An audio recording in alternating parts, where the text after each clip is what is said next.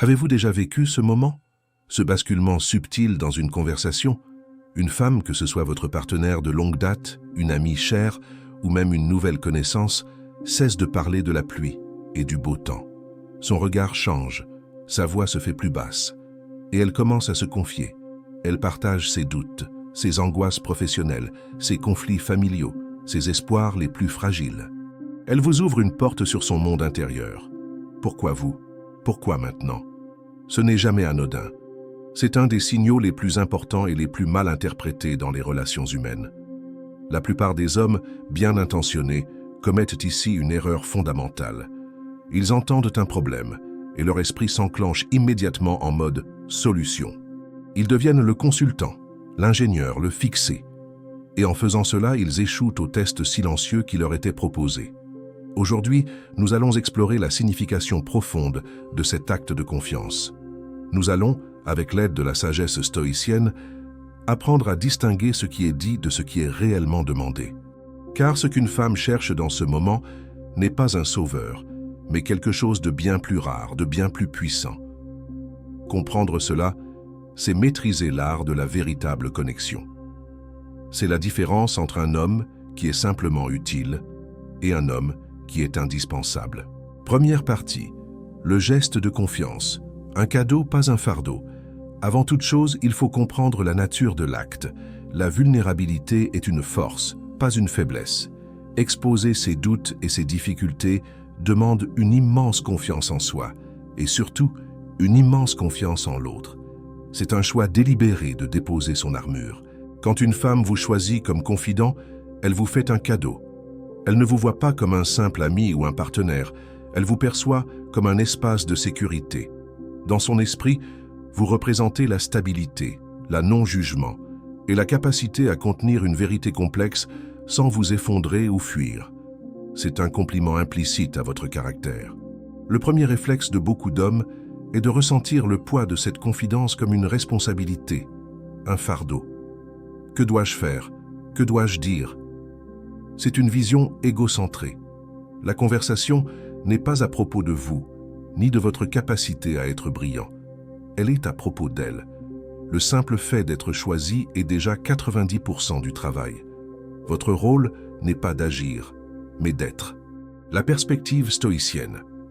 Épictète nous a légué l'outil le plus puissant pour la tranquillité d'esprit, la dichotomie du contrôle. Certaines choses dépendent de nous, d'autres n'en dépendent pas. Les problèmes qu'elle vous expose sont, par définition, hors de votre contrôle direct. Tenter de les résoudre est non seulement arrogant, mais c'est aussi une source de stress inutile. Ce qui dépend de vous, c'est votre réaction, votre choix. Vous pouvez choisir l'impatience et l'ego, ou vous pouvez choisir la patience, l'empathie et la sagesse.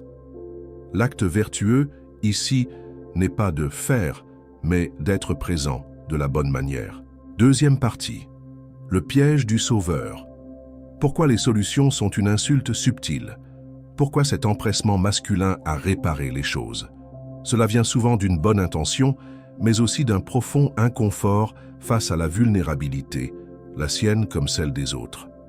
Une émotion négative est perçue comme un problème à éliminer et non comme une expérience à traverser. En sautant sur une solution, vous envoyez plusieurs messages involontaires et destructeurs. Premièrement, vous invalidez son émotion. Vous lui dites implicitement « Ne ressens pas cela, voici comment ne plus le ressentir ». Deuxièmement, vous lui manquez de respect. Vous supposez qu'elle n'a pas déjà pensé à ces solutions évidentes, qu'elle est incapable de résoudre ses propres problèmes. Troisièmement, vous ramenez la conversation à vous, à votre intelligence, à votre capacité à résoudre. Vous cessez d'être un confident pour devenir un consultant.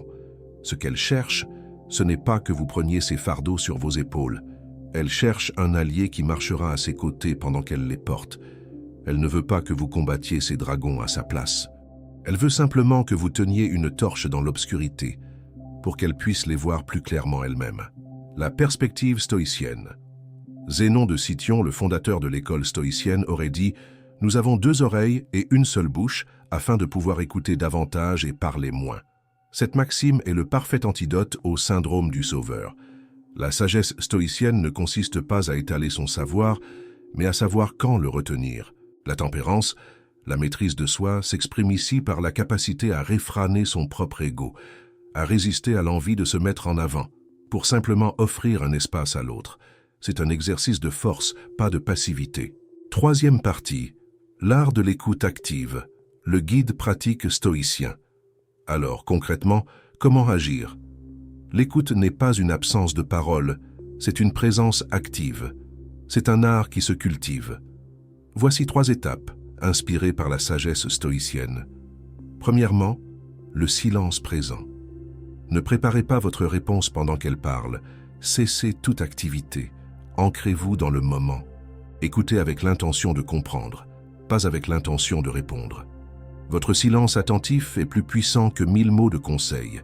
Il communique le respect et la sécurité. Deuxièmement, la validation émotionnelle. C'est l'étape que la plupart des gens ignorent. Valider ne veut pas dire être d'accord. Cela veut dire reconnaître la légitimité de l'émotion. Des phrases simples comme « Je comprends pourquoi tu te sens comme ça. Cela doit être incroyablement frustrant. » ou « Tu as le droit de ressentir de la colère à ce sujet. » Ces phrases sont des ponts. Elles montrent que vous n'êtes pas en train de la juger, mais que vous êtes avec elle dans son expérience. Troisièmement, la question ouverte. Une fois qu'elle a fini de parler, après un moment de silence, résistez à l'envie de donner votre avis. Posez plutôt une question qui lui redonne le pouvoir. La plus puissante de toutes est « De quoi aurais-tu le plus besoin en ce moment ? Simplement que je t'écoute ou tu aimerais avoir mon point de vue ?» Cette simple question est un acte de respect immense. Elle transforme la dynamique. Vous n'imposez rien, vous offrez.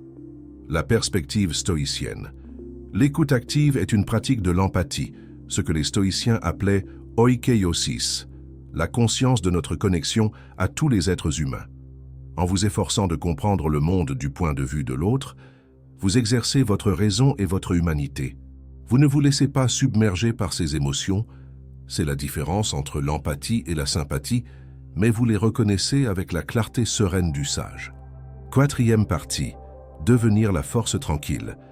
Au-delà de la technique, il y a l'être. En maîtrisant l'art de l'écoute, vous cessez d'être une simple personne pour devenir une présence. Vous incarnez ce que les Français appellent la force tranquille. Une force tranquille n'est pas un homme sans émotion. C'est un homme qui est le maître de ses émotions. Parce qu'il est stable en lui-même, il peut servir d'encre pour les autres dans la tempête. Il n'est pas effrayé par la tristesse, la colère ou l'anxiété de l'autre, car il a déjà fait la paix avec les siennes. Cette présence est incroyablement rassurante et attractive. C'est l'incarnation de la maturité masculine. C'est montrer par l'exemple que l'on peut affronter les difficultés de la vie non pas en les niant, mais en les regardant en face avec courage et sérénité. En devenant cet espace de sécurité pour elle, vous ne construisez pas seulement une relation plus forte avec elle, vous forgez votre propre caractère. Conclusion. Si une femme vous confie ses problèmes, c'est qu'elle a perçu en vous le potentiel de cette force tranquille. Elle ne vous demande pas de lui donner des réponses. Elle vous demande d'être le témoin silencieux et solide de sa propre quête de réponses. Le monde est bruyant. Il est rempli de gens qui attendent leur tour de parler, qui sont pressés de donner leur avis, de prouver leur valeur. Soyez différents. Choisissez d'être celui qui écoute. Choisissez d'être celui qui comprend. Choisissez d'être le port dans la tempête. Ce n'est pas un rôle passif, c'est le rôle le plus actif et le plus puissant que vous puissiez jouer dans la vie de quelqu'un. Alors je vous pose la question, quel genre d'homme voulez-vous être? Celui qui collectionne les solutions ou celui qui cultive les connexions? Réfléchissez-y. Et la prochaine fois que quelqu'un s'ouvrira à vous, souvenez-vous du pouvoir de la présence.